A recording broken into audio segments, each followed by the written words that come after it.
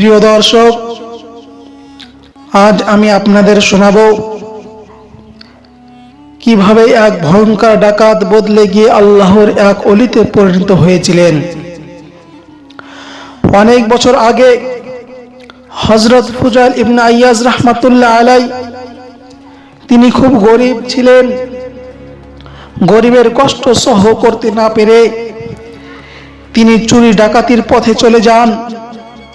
এক রাতে তিনি একটি বাড়িতে চুরি করতে গেলেন। চুপচাপ দেওয়াল টপকে বাড়ির ভিতরে ঢুকলেন। ঠিক তখনই তিনি শুনতে পেলেন বাড়ির মালিক কোরআন পড়ছেন। তিনি এই আয়াতটি পড়ছিলেন, ঈমানদারদের জন্য কি এখনো সেই সময় আসেনি যখন আল্লাহর কথা শুনে তাদের মন নরম হবে? এই আয়াতটি শুনে ফুজাইল রাহমাতুল্লাহ আলাইহি এর বুক কেঁপে উঠল, তার চোখে পানি চলে এলো। তিনি কাঁদতে কাঁদতে বললেন, হে আল্লাহ, হ্যাঁ, আমার জন্য সেই সময় এসে গেছে। আজ থেকে আমি সব পাপ ছেড়ে আপনার পথে ফিরে আসব। তিনি আর চুরি করলেন না।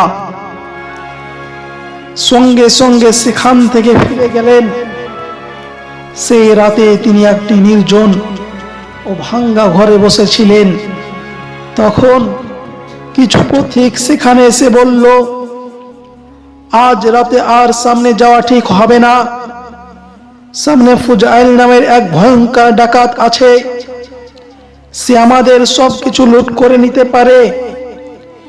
এই কথা শুনে ফুজাইল রাহমাতুল্লাহ আলাইহি খুব কষ্ট পেলেন। তিনি ভাবলেন, হায়, আমার ভয়ে মানুষ রাতে চলতে পারছে না। আমি কত বড় অন্যায় করছি।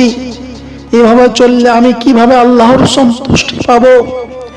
সেদিন রাতেই তিনি আল্লাহর কাছে কান্না করে তওবা করলেন, চুরি ডাকাতি ছেড়ে দিলেন। এরপর তিনি সারা জীবন আল্লাহর ইবাদত করলেন, কোরআন হাদিস শিখলেন। পরে তিনি ইসলামের একজন বড় আলিম, মুহাদ্দিস এবং ওলি ও আল্লাহর প্রিয় বান্দা হিসাবে সবার কাছে সম্মানিত হলেন।